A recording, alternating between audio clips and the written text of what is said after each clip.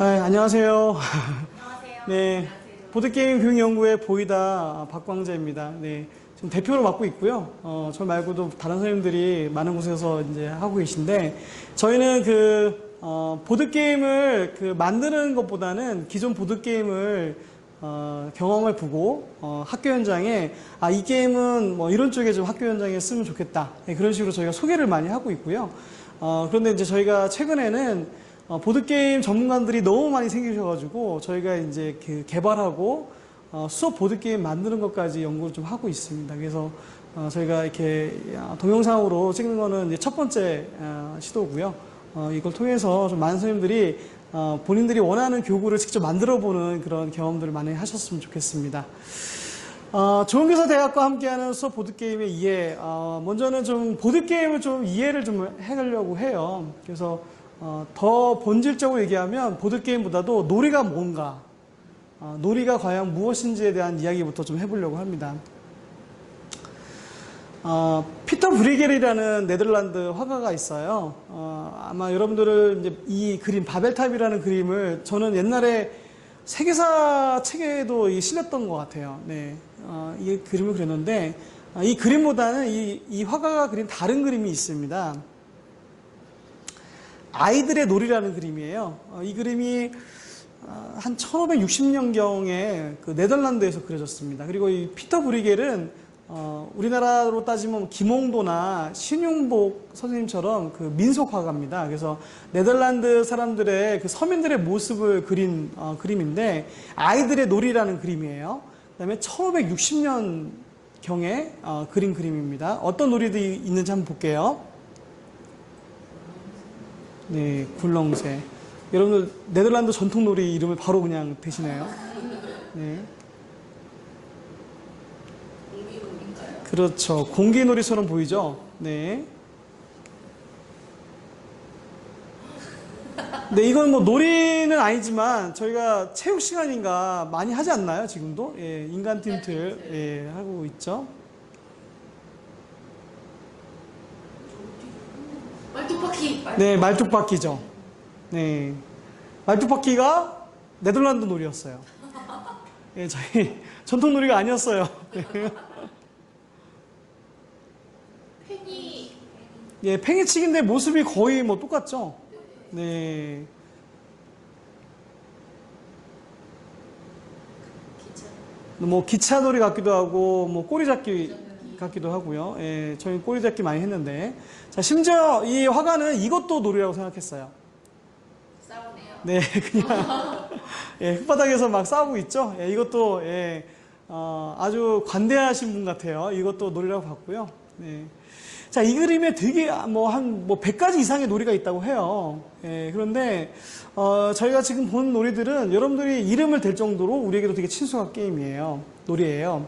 자, 그러면 어떻게 이게 가능할까요? 예, 1560년경이면 지금으로부터 약 한 650년 정도 됐을까요? 네. 한 600년 전 이야기인데, 어떻게 우리가 친숙한 우리의 전통놀이, 뭐, 말뚝박기, 공기, 팽이치기는 다 우리 한국의 전통놀이를 우리가 알고 있었는데, 어떻게 이것이 가능할까? 두 가지 이론을 우리가 생각해 볼 수 있겠죠. 첫 번째는, 한 600년 전에 네덜란드 사람이 우리나라에 왔든지, 아니면 우리 조선 사람들이 네덜란드에 가서 놀이를 전수해 준 거죠. 이게 첫 번째 가설이고요. 아니면 두 번째는 이미 이 당시에 유해는 없었지만 뭔가 이 아이들의 놀이라는 그런 유명한 책이 하나 있는 거죠. 그래서 영어로도 돼 있고 네덜란드 말로 돼 있고 우리 조선어로 돼 있어가지고 이 책을 우리 아이들이라면 전 세계 아이들이라면 이렇게 놀아야겠구나. 이 두 가지 가설을 한번 설계해봤는데 이 두 가지 가설 다 증명할 수가 없습니다. 더 나은 가설이 있으면 좀 알려주세요. 자, 어쨌거나 이거에 대해서 지금 명확하게 설명하지 못합니다. 그 얘기는 뭐냐면 어쩌면 이 놀이라는 것은 우리가 어떻게 놀아야 될지 또 우리가 어떻게 놀면 재밌는지에 대한 것들은 후천적으로 배우는 것이 아니라 뭔가 사람이라면 인간에 의하면 그 안에 본성적으로 깨닫는 것이라고 생각할 수 있어요. 네. 그렇게까지 좀 설명이 가능하다라는 어떤 그런 생각이 듭니다. 그래서 제가 이 그림을 처음에 보여드린 이유는 놀이라는 것은 후천적인 것, 뭔가 우리가 할 일을 다 하고 우리가 열심히 일하고 나서 그냥 여유가 있을 때 만들어지거나 여유가 있을 때 배우는 후천적인 것이 아니라 이거는 어쩌면 우리의 본성과 또 인간의 어떤 갖고 있는 그런 내면의 어떤 본질적인 어떤 그런 거와 연관이 돼 있다라고 볼 수 있어요. 마치 우리가 하루에 세 끼 밥을 먹거나 옷을 입거나 집을 짓는다거나 그런 기본적인 우리 의식주라는 그런 권리인 것처럼 놀이도 인간의 어떤 보편적이고 본질적인 거라고 우리가 생각해 볼 수 있습니다. 자, 슈튜어트 브라운이라는 박사님이 있어요. 예, 이분이 이제 테드라는 그 사이트에 이제 이 재미를 넘어서도 꼭 필요한 놀이라는 그런 강의를 올리셨거든요. 예, 이분의 전공이 뭘까요? 우리 조은정 선생님은 알고 계시죠? 네, 두 번째 강의를 들으신 거기 때문에 좋습니다. 기억이 안 나시면 좋고요.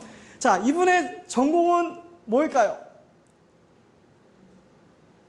그냥 뭐 던져보세요. 네, 수학. 수학. 네, 좋습니다. 또요. 정답이 나올 때까지 받겠습니다. 경제. 네. 심리. 심리. 교육. 네. 자, 심리 절반 맞히셨어요. 네, 근데 요즘 상담 심리. 네. 자, 철학 심리. 네. 정의분석. 정신분석. 자, 다음 페이지에 볼 그 그림에 정답이 나와 있는데, 다음 페이지가 살짝 보이지 않나요, 지금? 네. 자, 범죄 심리. 네, 이분의 전공은 범죄 심리입니다. 네. 근데 어떻게 범죄 심리를 전공하는 박사님이 재미를 넘어서서 꼭 필요한 놀이. 그러니까, 놀이라는 것은 그냥 재미라는 게 아니라 우리 인간에게 꼭 필요한 게 놀이다라는 그런 강의를 하셨을까요? 이 강의는 제가 지금 같이 보기는 좀 어렵고요. 그냥 분위기만 좀 보자면 이렇게 강의하세요. 유튜브에 검색하면 나오거든요. 네. Tragic mass murder to the importance of play, and that individual, by a deep study, was found to have severe play deprivation. Charles Whitman was his name. And our committee, which consisted of a lot of hard scientists, did feel at the end of that study that the absence of play and a progressive suppression of developmentally normal play led him to be more vulnerable to the tragedy that he perpetrated. 자, 이거는 좀 영상이 한 20분짜리 영상이 있는데 여러분들이 나중에 한번 전체를 보시면 도움이 되실 것 같고요. 자, 이분이 이제 그 두 가지 범죄자들을 이야기를 해요. 그래서 자, 두 사람인데요. 자, 휘트먼이라는 사람이 있고, 그 다음에, 조승희 씨. 좀 이름 들어본 것 같지 않나요? 네. 자, 이 사람들이 둘 다 이제 그 현장에서 사살이 됐죠. 예.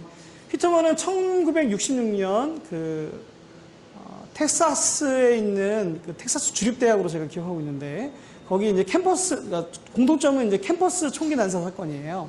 그래서, 1966년 8월 1일 날 텍사스 대학에 있는 시계탑에 올라가서 이 휘트먼이 스나이퍼 이렇게 저격수들이 쓰는 총 있죠.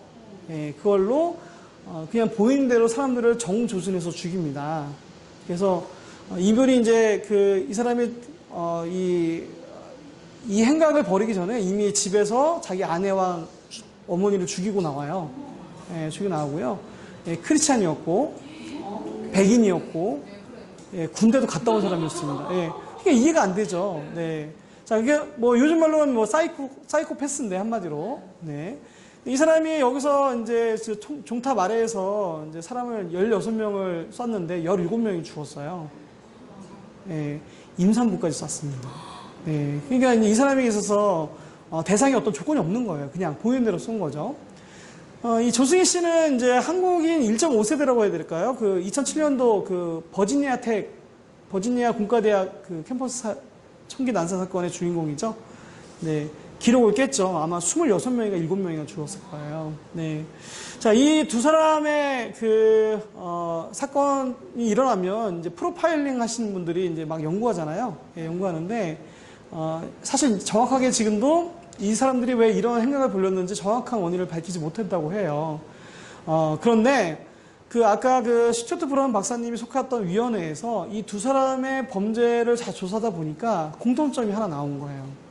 그러니까 주변 사람들의 인터뷰를 참고하고 또 이 주변 사람들의 어떤 그런 증언뿐만 아니라 뭐 여러 가지를 정했을 때 두 사람의 공통점은 이 두 사람은 성장기 때 친구들과 제대로 놀아본 기억이 없다라는 거예요. 그러니까 친구들의 증언이 있을 거 아니에요. 뭐 저 친구는 뭐 우리랑 놀진 않았어요. 얼굴은 봤지만 항상 인사만 하고 갔고 놀진 않았다. 뭔가 직접 친구와 놀아본 어떤 기록이 전혀 없다라는 거예요. 가족들의 인터뷰나 친구들의 인터뷰 안에서. 그래서 지금 슈튜어트 브라운 박사님이 속하였던 위원회에서 가설은 성장기 때에 충분히 놀이가 일어나지 않으면 이런 사회적 범죄를 억압하는 데 있어서 취약하다라는 게 지금 현재 그냥 가설입니다. 증명되지 않았어요. 그만큼 저희가 인간의 어떤 놀이에 대한 것들이 연구가 안 돼 있는 상황이에요. 자, 그런데 분명한 것은 성장기 때에 놀이가 제대로 이루어지지 않으면 그 친구는 사회적으로 어떤 결함이 생길 수 있다는 것들이 이제 지금 연구자들의 어떤 가설로 나오고 있습니다. 자, 제 딸이에요. 네, 제 딸인데 제가 4살 때였는지 그런데요. 2살인가? 저도 진짜 기억이 잘 안 나네요. 어쨌거나 딸을 위해서 제가 보드게임 하나 사갔거든요. 근데 제가 이 보드게임이 저희 딸에게 이런 공포감을 줄 줄 몰랐어요. 그러니까 너무 무서워하더라고요. 네. 그러니까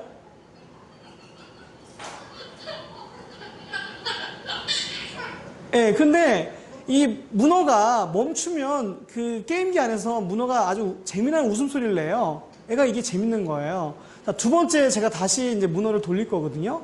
제 딸의 반응이 좀 달라졌다는 걸 좀 느끼실 거예요.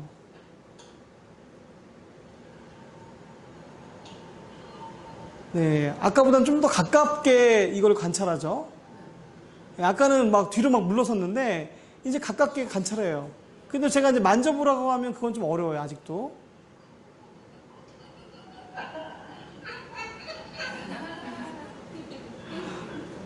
네. 제가 이 영상을 보면서 무슨 생각이 들었냐면, 아이가 이 놀이기구를 통해서, 이 어떤 놀이 작용을 통해서, 미지의 세계를 알아간다는 생각이 들었어요. 예. 아마 실제 문어도 본 적이 없을 거고, 장난감 문어를 제 딸이 봤을 때, 이건 도대체 뭐지? 왜 다리가 이렇게 많이 생겼지? 그러니까 그것 때문에 두려움이 생긴 거죠. 그런데 이 문어가 웃기 시작하면서, 얘가 나를 해치진 않겠구나. 그 다음에 이제 관찰이 들어가죠. 얘가 어떻게 움직이는지. 예. 제가 생각하기에는 이 게임이 바로 이런 역할을 한다는 거예요. 게임이라는 것은, 놀이라는 것은 아이들에게 새로운 모험을 던져주는 거거든요. 새로운 어떤 과제를 던져주는 거죠. 너 이거 해결할 수 있겠니? 라고 도전을 하는 겁니다. 아이들은 그 도전에 대해서 내가 저걸 할 수 있을까? 두려움도 생기겠죠. 내가 이 게임에서 제대로 플레이할 수 있을까? 뭐 1등을 원하는 친구는 내가 1등 할 수 있을까? 나 좀 꼴찌하면 어떠지? 그런 마음으로 게임에 임한다는 거죠. 새로운 모험이에요. 하지만 이 모험을 통해서 우리 아이들은 배운다는 겁니다.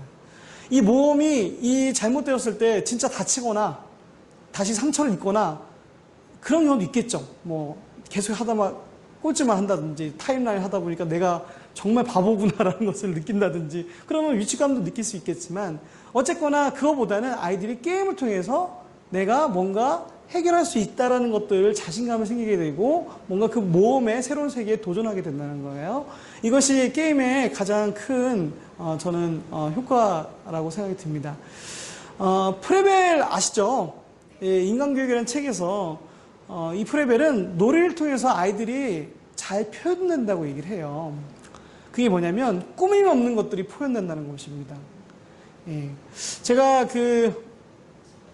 전에 초등학교 이제 보드게임 동아리를 운영을 했는데 담임 선생님이 이제 저희 동아리에 들어온 어떤 한 여학생을 보면서 그 학생 너무 애가 괜찮지 않느냐 칭찬을 막 하는 거죠. 그렇습니까? 제가 알겠다고. 근데 게임을 진행하는데 이 친구가 욕을 하는 거예요. 예.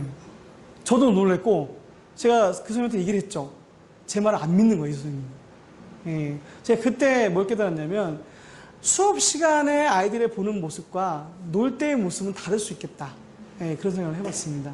어쨌거나 놀이를 통해서는 아이들이 완전 무장해제가 돼요. 내면에 있는 것들이 다 나옵니다. 행동, 생각, 말 그런 것들이 자연스럽게 나오게 되죠. 자, 그런 것을 통해서 저는 놀이를 통해서 게임을 통해서 아이들을 좀 잘 관찰할 수 있는 또 좋은 수단이 된다고 보고요. 그리고 이제 프레벨은 심지어 아이들의 영혼까지 자유롭게 표현된다. 이렇게 아주 아름답게 이걸 설명할 수 있습니다. 그래서 저희가 이 놀이라는 것이 여러 가지로 교육적으로 활용할 수 있는 콘텐츠가 되게 많은 거예요. 많은 선생님들은 이제 놀이나 게임을 통해서 지식 전달하기를 원하세요. 그건 저는 되게 일부라고 생각합니다. 물론 지식 전달도 가능해요. 하지만 놀이는 더 많은 것들, 우리가 보여지지 않는 그 숨겨진 교육 과정들이 많이 있습니다. 그런 것들은 아직도 연구가 많이 안 돼 있어요. 그렇기 때문에 저희가 그런 것들을 많이 알아보고 또 선생님들한테 전달을 좀 하고 있습니다. 자, 놀이, 가짜 놀이가 있습니다. 네. 이것은 EBS 다큐 놀이의 반란이라는 3부작 다큐가 있어요. 제가 2부의 내용을 한 페이지로 요약을 해왔습니다. 여러분도 이것도 유튜브에도 지금 EBS 계정에서 올려놓은 걸로 알고 있는데요. 구매하시거나 아니면 유튜브에서 놀이의 반란 1부, 2부, 3부가 있는데 제가 2부의 내용들을 한 페이지로 요약을 해왔어요. 어떤 아이가 지금 뭔가 만들기 놀이를 하고 있죠. 예, 어머님이 지금 아리송한 표정을 짓고 계신데, 저는 여기서 이제 부모가 개입을 하느냐 아냐에 따라서 이게 진짜 놀이가 될 수도 있고 가짜 놀이가 될 수 있다고 생각합니다. 자, 목적인데요. 밑에는 아이의 어떤 기준이고요. 위에는 좀 참견하는 엄마의 기준이에요. 사진에 저분이 그렇다는 건 아니고요. 네. 아이는 그냥 놀고 싶은 거죠. 예, 재밌기 때문에 이 만들기 놀이 지금 하는 거예요. 그런데 부모들은 또 교사들은 배웠으면 좋겠다. 이걸 통해서 뭔가 배울 수 있으면 좋겠다라고 생각을 해요. 시작점이 다르죠. 네, 어떻게 진행될까요? 아이들은 그냥 놀고 싶었는데 놀다 보니까 학습이 일어나요. 내가 이렇게 했더니 이렇게 되네. 그럼 여러분 이렇게 해볼까? 자연스럽게 학습이 일어납니다. 그런데 얘야, 이렇게 하면 틀린 거거든? 이렇게 하는 게 맞아. 학습이라는 프레임으로 아이들의 놀이를 보면 이 부모나 교사들은 얘가 틀렸는지 맞았는지를 계속 간섭을 합니다. 교사 역할을 하는 거죠. 너 잘못 가고 있어. 이렇게 가야 돼. 자, 그러면 아이는 노는 게 아니라 가짜 놀이 흉내를 내게 돼요. 내가 원해서 하는 것이 아니라 이 사람, 이 부모님, 이 엄마, 이 아빠, 아니면 이 선생님에게 원하는 것들을 내가 하려고 합니다. 예, 그때부터는 이제 이건 놀이가 아닌 거죠. 가짜 놀이가 되는 거예요. 자, 결과를 보겠습니다. 아이가 스스로 놀이를 하는 아이는 오히려 그 안에서 감정이 일어납니다. 이모션이 일어나고 그걸 통해서 자기가 개발된다는 것들을 알게 돼요. 이제 인지한다는 것이 아니라 실제로 그렇게 감성을 통해서 아이들이 다음에 또 하고 싶고 다음에 또 다른 게임도 하고 싶고 다른 놀이를 하고 싶다 하면서 자기가 점차적으로 개발되는 것을 알 수 있는데요. 아이는 이제 두 번 다시 그 부모가 간섭한 그 가짜 놀이의 아이는 부담 때문에 더 이상 이 게임을 안 하려고 한다는 거예요. 네. 자, 그 놀이의 반란에서는 이 학습형 부모, 주도형 부모를 위에 있는 카테고리로 봤고요. 자율형 부모는 아래에 있는 카테고리로 봤어요. 그 영상 놀이의 반란에서 보면 나는 우리 아이랑 너무 잘 놀아줍니다. 어떻게 놉니까? 우리는 보드게임 많이 해요. 실제로 이제 그 집에 갔더니 방 하나가 다 보드게임이에요. 네. 그런데 이제 보드게임보다는 이게 교구가 많습니다. 게임과 교구의 차이점에 대해서는 제가 이따가 좀 설명을 드릴게요. 자, 그런데 이제 EBS 팀이 관찰했죠. 딱 이렇게 하는 거예요. 야, 이렇게 하면 안 돼. 이렇게 해야 되는 거지. 게임 중간에는 아이가 실수할 수 있고 틀릴 수 있습니다. 그럼 그건 본인이 언제 하느냐? 본인 스스로 알게 돼요. 점수가 안 나거나 내가 게임에서 뒤처지거나 그러면 내가 잘못했던 걸 본인 스스로 압니다. 그런데 부모가 처음부터 개입하는 거예요. 이거 틀렸어. 이렇게 해야지. 그 엄마는 하루 종일 몇 시간 동안 아이랑 그렇게 놀고 있는 거예요. 그래서 그 EBS 팀의 진단은 이건 놀이가 아닙니다, 어머님. 이건 학습입니다. 학습도 교사가 완전 주도하는 학습이라는 거죠. 가장 안 좋은 케이스를 하면서 엄마는 자기가 충분히 아이랑 놀고 있다고 생각한다는 거예요. 자, 이것이 가짜 놀이고요. 그렇기 때문에 우리가 이제 게임을 선생님들이 뭐 아이들하고 게임을 한다든지 만든다든지 했을 때 이런 부분들 내가 혹시 가짜 놀이를 만드는 것이 아닌지는 상당히 주의를 하셔야 돼요. 자, 호문클루스라는 그림이 있죠. 네, 인간의 뇌와 신체의 각 기관이 얼마나 상호작용이 많은지 그 많은 것을 좀 크게 그린 그림이에요. 그림에서 신체 부위 어디가 가장 크게 그려져 있죠? 예, 또 있습니다. 예, 손과 입이죠. 그래서 우리의 어떤 신체 기관 중에서 손과 또 입, 그러니까 언어 기능이죠. 이것은 우리 뇌와 상당히 밀접하게 관계에 있다는 거예요. 네. 자, 그래서 손은 뭐 소근육 활동이라고 얘기하기도 하고요. 또 언어는 뭐 언어가 그 뇌에 작용을 많이 준다는 것들은 여러분들 뭐 다른 데서도 많이 들어보셨을 거예요. 자, 심지어는 그 손 운동이 그 뇌 구조를 바꾼다라는 연구도 있습니다. 네. 우리는 좀 이해하기 어렵죠. 우리는 뇌가 형성되면 뇌의 기능에 따라서 우리의 손의 기능이 제한될 것 같은데 오히려 손의 어떤 그런 활동이 뇌의 구조까지도 바꾼다라는 연구가 있어요. 자, 이런 책도 나와 있죠. 손과 뇌는 아주 연결되어 있다. 심지어 손은 외부의 뇌라고 얘기하는 그런 책도 있을 정도로 제가 참 좋아하는 그림이에요. 오른쪽 보면 뜨개질을 하고 있고 뜨개질 선이 우리 뇌와 연결되어 있고 뭔가 이 선들이 가지런히 돼 있죠. 물론 순서는 반대겠죠. 원래 뜨개질 할 때는 실타래에서 이렇게 나와가지고 이렇게 되는 건데 옛날에 이제 어르신들이 야 내가 지금 너무 복잡하다 머리가 그냥 뜨개질이나 해야겠다. 그런 어르신들 많이 계셨죠. 근데 이분들이 뜨개질하면 뭔가 좀 생각이 좀 시원해졌다고. 근데 이게 과학적으로 증명이 된다는 거예요. 손을 활용하면 뇌 활동이 빨라지기 때문에 그 복잡했던 생각들을 정리하는 데 연관이 된다는 거예요. 그렇기 때문에 저희가 손을 많이 사용하고 손을 쓴다는 것들은 우리의 어떤 복잡한 어떤 그런 생각들이나 뇌 활동을 촉진시키기 때문에 그런 거에도 도움이 된다. 어르신들의 말씀이 맞는 것 같아요. 조금 학문적으로 접근해 보겠습니다. 네. 호모 루덴스라는 책이 있어요. 이 호이징가가 쓴 책인데요. 이 호이징가는 인류학자이기도 하고 또 역사학자이기도 합니다. 그래서 이 사람이 호모 루덴스라는 책에서 그리스 로마 시대의 문명부터 쭉 설명을 해요. 서양사의 어떤 이 사람이 타임라인 했으면 아마 1등 했겠죠. 예. 선생님 혹시 이 책 아시나요? 서양? 예. 단순히 뭐 놀이 전문가가 아니라 이 사람은 상당히 역사학자고 인류학자라고 합니다. 아마 읽어보시면 도움 되실 것 같아요. 또 사상사와 관심이 많으시니까. 자, 근데 이 책에서 주제는 이거예요. 우리가 문명이라고 생각하는 거, 문명이라고 하는 것도 결국에는 놀이가 먼저라는 거예요. 이건 되게 우리의 어떤 상식을 뒤집는 겁니다.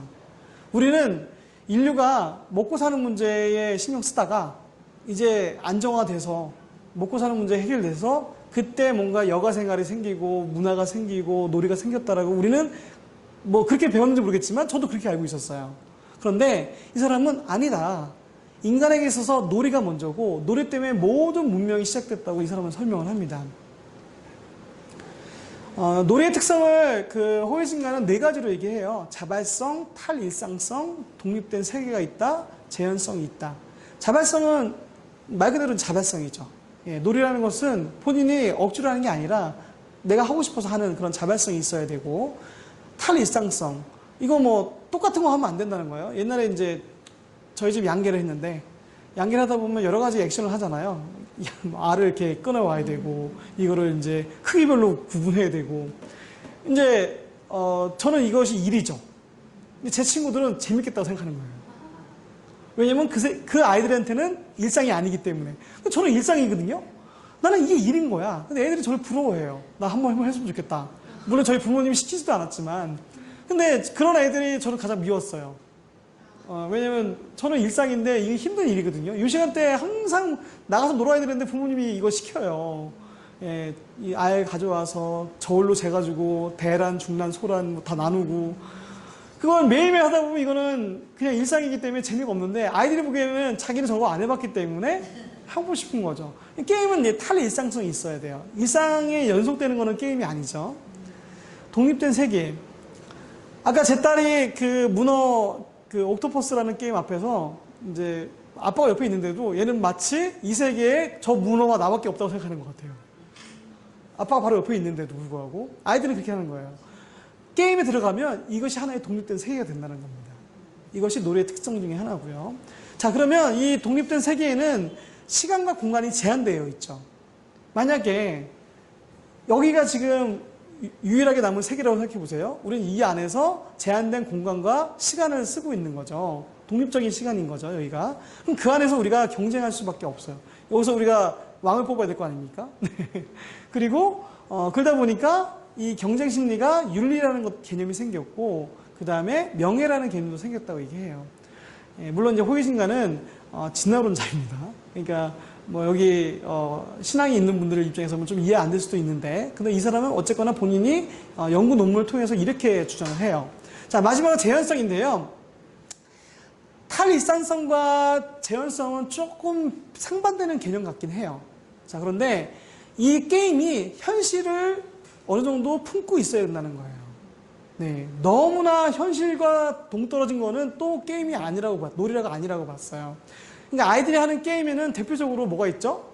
뭘 하면 좀 1등하는 게임이 가장 많죠? 돈 버는 거. 예, 어떤 포인트를 얻고 그 말을 많이 얻는 사람이 이기는 게임들이 많이 있잖아요. 그것이 어떻게 보면 현실을 어느 정도 반영하고 있는 거예요. 네. 네, 그렇죠. 그래서 이제 그 게임은 탈일상성이어야 되지만 또 반면에는 현실의 어떤 요소들을 갖고 있어야 된다는 거예요. 자, 이런 것들이 이제 종교의 개념이 나왔다라고 이 사람은 주장을 합니다. 이 재현성에서. 재현성은 또 문학에서도 많이 쓰는 기법이긴 해요. 그러니까 뭐라고 합니까? 개연성이라고 해야 되나요? 네, 개연성이 되게 중요하잖아요. 특히 이제 판타지 문학, 뭐 C.S. 루이스나 아까 그 톨킨 이야기 하셨는데 그 판타지 문학의 뭐 해리포터도 마찬가지죠. 너무나 현실과 동떨어져 있으면 우리가 공감하기 또 어려워요. 예, 해리포터가 그 어디 살았죠? 그 자기 친척집 2층으로 올라가는 계단 밑에 살았잖아요. 근데 이제 말도 안 되는 일이지만 우리가 어떻게 보면 우리 집에도 저런 계단이 있는데 여기 누가 살 수도 있겠다. 어느 정도 이제 개연성이 있는 거죠. 그러다 보니까 몰입할 수 있어요. 얼마큼 얘가 가난하고 학대받는 생활을 했는지 알 수 있는 거죠. 그런데 이제 환상의 세계는 어디냐면 호그와트죠. 예, 이제 공부하러 호그와트 가지 않습니까? 거기는 완전 현실과 동떨어진 곳이에요. 자, 그런데 판타지 문학은 뭔가 현실과 다른 세상에 갔다가 반드시 현실로 돌아오는 장치가 있습니다. 예.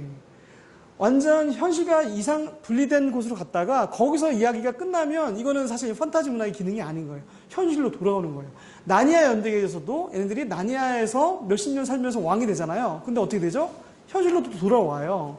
이것이 이제 어떻게 보면 이제 재현성인데 우리가 무엇인가 만들어지는 어떤 그런 간접 체험을 할 때 그 안에 그러니까 현실에 있는 문제가 어느 정도 같이 연관이 되어야 좋은 문학 작품이 되듯이 놀이도 마찬가지라는 거예요.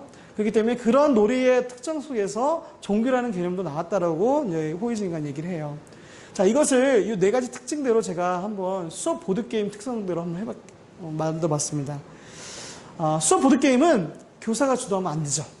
예, 학생이 자발적으로 해야 됩니다. 예, 그 다음에 기존 수업. 결국 게임한다고 했더니 곱셈 게임이야. 단순 곱셈 게임이야. 단순 암기 게임이야. 그러면 안 된다는 거예요. 네. 자, 탈일상성. 기존 수업과 차별화를 하셔야 됩니다. 자, 독립된 세계. 교실이 게임 스테이지가 되는 거죠. 학생이 게이머가 되는 겁니다. 그리고 교사는 게임 마스터가 되는 것이 바로 수업 보드게임의 특징입니다. 재현성, 여기서는 자기의 어떤 성장이 일어난다는 거예요. 이것이 게임으로 끝났다면 재미있었어, 잘 놀았네, 그렇게 되면 수업 보드게임이 아니고요. 내가 이 게임을 통해서 내가 뭔가를 좀 느꼈다든지 그게 지식적인 걸 수도 있고 감정적인 걸 수도 있고 의지적인 걸 수도 있어요. 어쨌거나 게임을 이후에 나의 어떤 개발과 성장이 있었을 때 저희는 수업 보드게임이라 말할 수 있습니다. 요 네 번째가 없으면 그냥 보드게임이죠. 그냥 놀이인데 우리가 이 학습용으로 한다는 것은 아이들에게 뭔가 변화가 있고 자기 개발이 일어나는 것들을 수업 보드게임이라고 할 수 있어요. 자, 교구와 게임, 요 설명을 좀 드릴게요. 교구 많이 쓰시죠? 네. 교구는 중간중간 교사가 개입을 좀 해야 돼요. 네. 그러니까, 어떤 교구를 활용했을 때 그것에 대해서 중간중간 설명을 좀 해주거나 또 그것에 대해서 이거는 이렇게 하는 거야 라고 좀 지시를 해주는 게 교구죠. 자, 게임은 처음에 룰만 설명하죠. 예, 근데 룰이 제대로 다 설명됐으면 중간에 개입하지 않습니다. 예, 틀리거나 얘가 돈을 다 날리거나 게임 중에 개입하지 않아요. 네. 그렇기 때문에 교구는 교사가 없어도, 그러니까 교구 같은 경우는 교사가 중간중간 반드시 가이드로서 필요하다는 것이 다른 점이고, 게임은 아이들이 스스로 할 수 있다는 거고요. 교구는 또 예측 가능해요. 왜냐면 이 교구의 어떤 효과에 대해서 많은 교육학자들이 검증해서 만든 거기 때문에 이 교구를 활용했을 때는 이런 효과가 나옵니다라고 예측 가능합니다. 하지만 게임은 예측이 불가능해요. 그게 뭐냐면 공부 잘하는 애가 있으면 얘가 무조건 1등하는 게 아니라는 거예요. 네. 공부 못하는 애가 있으면 얘가 무조건 꼴찌하는 건 아니라는 거예요. 되게 역전이 많이 일어나고요. 그리고 아이들이 게임을 통해서 얻는 것이 너무 다릅니다. 어떤 친구는 재미없었고 아무것도 느낌이 없었어요. 이런 친구도 있어요. 하지만 어떤 친구들은 요 게임을 했을 때 선생님 생각에 이 정도의 어떤 애들이 느꼈으면 좋겠다. 그걸 넘어가는 경우도 많습니다. 그렇기 때문에 이 게임은 그 기대 효과가 우리가 예측하기가 좀 쉽지 않다라는 거예요. 네. 하지만 저는 교구보다 더 아이들에게 많은 것들을 줄 수 있는 게 게임이라는 생각이 들고요. 그렇다고 해가지고 제가 무조건 교구는 보다는 게임을 하십시오라고 얘기하는 것도 아니에요. 왜냐하면 제가 실제로 어떤 그 게임을 위탁받아서 제작을 했는데 한 달 동안 저희가 제작을 했거든요. 결론은 이건 게임으로 만들지 말고 교구로 만들자였어요. 예. 어떤 수업 주제나 어떤 그 테마의 경우에는 게임 형태보다는 교구 형태가 더 맞는 경우도 있습니다. 그렇기 때문에 여러분들이 이 교구에 장단점이 있고 게임의 장단점이 있어요. 이걸 좀 보시면서 저희가 수업 보드게임을 만드시면 좋을 것 같아요. 자, 그런데 중요한 것은 교구든 게임이든 교사의 역량이 중요하다는 거예요. 예. 이 얘기는 뭐냐면 이 수업 보드게임을 만든다는 것은 정말 선생님들이 많은 시간과 많은 노력을 투자하셔야 돼요. 가장 먼저 뭘 하셔야 될까요? 많이 해보셔야 돼요. 네, 독서랑 똑같아요. 독서 첫 번째 뭐죠? 다독? 또 뭐죠? 네, 마찬가지예요. 일단 보드게임 진짜 많이 해보셔야 돼요. 정말 많이 해보셔야 됩니다. 네, 많이 해보셔야 여러 가지 보드게임을 통해서 이 요소 저 요소를 결합해서 또 새로운 것이 나오는 거예요. 지금 이제 보드게임 시장 얘기를 잠깐 하자면 완전 기발한 아이디어가 나오는 게임은 1년에 한두 개밖에 없어요. 네, 그리고 대부분의 게임들은 이미 나왔던 여러 가지 게임의 메커니즘이 이제 적절히 섞여서 새로운 게임이 나오는 경우가 대다수입니다. 어떤 사람이 완전 새로운 시스템, 새로운 메커니즘을 만들었으면 이제 대박을 치는 거죠. 사실 저는 이제 완전 새로운 메커니즘이 몇 개 있는데 그게 이제 문제는 게임으로 구현하기가 좀 아직 미진한 단계의 프로젝트가 좀 많이 있어요. 그렇기 때문에 여러분들이 좀 아까 제가 메모 많이 하시라고 말씀드렸는데 많이 메모하시고 아이디어가 생기면 계속 메모하시고 정리하시는 습관 기르시면 좋고요. 그리고 많이 해보셔야 돼요, 게임. 예. 저희가 하여튼 4주 동안 최대한 많이 해보려고 하거든요. 근데 여러분들 이 시간 말고도 딴 데 모임이 있으면 좀 많이 배우시고 공부를 하셔야 됩니다. 네, 여기까지인데 혹시 질문 있나요? 첫 번째 강의는 여기까지입니다. 네. 네, 그러면 예, 첫 번째 강의 여기서 마치고요. 또 이어서 잠깐 쉬었다가 좀 게임 하도록 할게요. 질문, 네. 왜 이런 걸 개발을 언제 하게 되셨고? 저 개인적으로. 네, 하면서 보람 있었던 거는? 아까 제가 몇몇 선생님들 얘기했는데 저도 마찬가지였어요. 아까 타임라인을 통해서 아이들하고 저희 수업 시간에 수업을 한 적이 있어요. 근데 제가 한 번은 만들어 갔고요. 두 번째는 아이들한테 프로젝트를 내놓았습니다.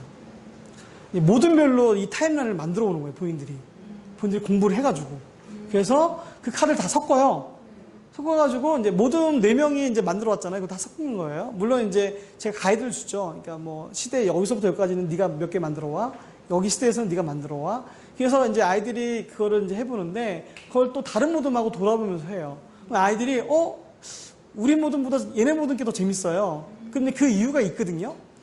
그래서 아이들이 스스로 이 수업에 대해서 그 역사를 이해하는 것들이 그냥 자발적으로 되는 거예요. 그러니까 교사가 개입할 여지가 없어도 수업이 되는 거죠. 근데 그런 걸 보면 이런 활동이 또 이 학교에는 되게 필요하다. 그런데 이제 미리 말씀드리면 모든 수업 주제를 다 게임으로 만들 수 있는 건 아니에요. 예, 어떤 수업은 그냥 강의식이 더 나을 수도 있어요. 네, 어떤 게임은 그냥 그림을 보여주면서 설명하는 게 더 나을 수도 있습니다. 근데 어떤 것들은 아이들에게 게임으로 구현했을 때 그 효과가 상당히 극대화되는 경우가 있기 때문에 저도 경험했고 또 저와 같이 이렇게 교구 수업 보드게임 만드신 분들이 많이들 그렇게 그런 경험을 했다라고 얘기를 하기 때문에 더 많은 선생님들한테 이걸 알려드리고 싶습니다. 그리고 이제 어떤 분들이 이제 그런 여기 계신 분들은 모르겠지만 내가 무슨 아이디어가 있는데 되게 좋은 아이디어인데 여기서 얘기를 하면 내 아이디어가 가로채는 거 아니야 저 사람이? 그렇게 생각하는 분도 있어요. 근데 이거는 저희 이제 보드게임 개발자 분들도 똑같은 생각을 하거든요. 개인적으로 제 이야기를 하자면 이따가 제가 만든 게임을 오늘 좀 플레이도 해볼 건데 저 게임을 제가 이제 출판하려고 어떤 출판사를 찾아갔는데 불안한 거죠. 내 아이디어를 이 사람이 뺏어가면 어떡하지? 그래서 제가 각서를 준비해 갔어요. 사장님 죄송하지만 여기에 도장 찍고 제 게임 설명 들으시라고. 왜냐면 저는 그때 제 게임이 세계를 제패할 줄 알았어요. 진짜 이거는 루미큐브보다 더 뛰어난 게임이 될 거야. 예. 근데 제가 초기에 게임을 가져갔는데 사장님이 웃으면서 각서를 써주셨어요. 게임을 했죠. 그리고 나서 새로운 게임을 이 사장님이 창고에서 하나 가져왔어요. 제 게임이랑 너무 비슷한 거예요. 예, 이미 있는 게임하고 똑같지는 않았는데 재미 요소가 똑같은 거예요. 그래서 제가 각서를 쓴 거를 이렇게 주섬주섬 집어넣으면서 좀 죄송하다 말씀드렸는데 제가 그때 첫 번째 게임 개발했을 때 너무 게임을 많이 몰랐어요. 그렇기 때문에 되게 시행착오가 많이 있었고요. 그리고 아이디어에 대해서는 그 사장님이 이런 얘기 해주셨어요. 아이디어는 첫 번째 낸 사람이 소유권이 있다. 예, 그 얘기를 하셨고, 물론 그것 때문에 법적 분쟁하는 사람도 있긴 있어요. 근데 적어도, 글쎄요, 모르겠어요. 선생님들의 아이디어 중에서 정말, 세계 시장을 석권한 게임이 나올 수도 있겠죠. 예, 그것 때문에 나중에 돈 많이 벌면 법적 분쟁이 나올 수도 있겠죠. 제가 사실 박광재가 만든 거예요. 이거 하면서. 그럴 수도 있는데, 그럴 가능성은 거의 없다고 보고요. 먼저 이런 개발자 모임이나 이런 데서는 첫 번째 아이디어 낸 사람한테 그게 있어요. 그러니까 선생님들이 지금 이제 아이디어를 내실 거잖아요. 예, 제 아이디어를 내진 않을 거예요. 선생님들이 첫 번째 아이디어를 내고 제가 게임이 만들어지도록 도와드릴 겁니다. 그러면 그거는 뭐 제가 거의 다 만들었다 치더라도 아이디어를 내신 분에게 전 소유권이 있다고 생각이 들어요. 네, 그래서 그건 걱정하지 마시고 선생님들 그냥 갖고 있는 아이디어 많이 얘기해 주세요. 많이 얘기해 주시고 예. 선생님들이 이제 제가 인사하면서 이제 어떤 게임 만들고 싶습니다라고 했잖아요. 그것이 선생님의 소유권이 되는 거예요. 저는 그걸 도와줄 뿐입니다. 네. 또 연수 관련해서 또 혹시 궁금한 거 있으신가요? 오리엔테이션을 좀 너무 늦게 했죠. 네. 근데 저는 이제 한번 게임 돌리고 나서 이런 분위기에서 하는 게 더 좋은데 향후 중간중간 빠지시는 분들 있으면 좀 미리 알려주시고요. 이런 강의는 제가 영상으로 만들어서 보여드릴 거고, 또 저희가 어떤 게임 했는지 따로따로 밴드에 계속 공지를 할 겁니다. 가급적이면 4번 다 참여하시는 게 좋고요. 그리고 16시간이잖아요. 예, 근데 16시간에만 게임을 만들기는 어려워요. 그렇기 때문에 저는 코칭만 해드립니다. 선생님들이 게임을 테스트 버전을 만드는 거는 선생님들이 직접 하셔야 돼요. 네, 그래서 요거를 좀 보여드릴 건데, 요거 혹시 써보신 분 있나요? 네. 뭐 특정 회사 제품이긴 한데, 여러분들이 이제 보드게임 만들다 보면 뭐 종이도 막 자르는 일 많거든요. 저희도 프로토타입 하나 만드는데 몇 시간씩 투자해요. 거의 하루 종일 이제 만들어 가요. 그러면 이제 개발자 모임에서 피드백 받으면 그냥 그 상태로 그냥 폐기하는 경우도 많습니다. 몇 시간 동안 만들었는데 이거는 말이 안 되는 게임이다 하면 그냥 폐기하는 경우도 있고요. 그래서 이 개발하시는 분들이 사용할 수 있는 컴포넌트를 아주 필요한 것만 딱 집어넣어서 판매하는 키트가 있어요. 이건 게임이 아닙니다. 게임을 만들 수 있는 키트인데 원하시면 이거를 구매하셔서 좀 습작으로 한번 만들어 보셔도 좋고요. 아니면 돈 아깝다 하는 분들은 그냥 종이 다 잘라가지고 카드 만들어서 이렇게 하시는 게 좋고, 또 인터넷에 이미 공카드 판매하는 것도 많이 있어요. 그래서 그런 거 안내 드릴 건데, 많이 아이디어를 머릿속만 갖고 계신 것보다는 어떻게든 이렇게 이런 걸로 표현해서 한번 아이들이나 친구랑 한번 이렇게 해보는 게 중요합니다. 네. 자, 그런데 주의할 점은 평가는 절대 아는 사람한테 받지 말라는 거. 예, 그게 개발자 매뉴얼에 있어요. 예, 왜냐면 친한 사람들은 좋은 점만 얘기해요. 예, 제가 첫 번째 게임이 그랬어요. 예, 제 친구들과 제 가족들이 대단하다, 장난 아니다, 다 그렇게 얘기했거든요. 그래서 그 출판사 사장님 갔을 때 각서를 두고 갔는데, 예, 그 사장님은 단칼에 이거 뭐 흔한 게임이다고.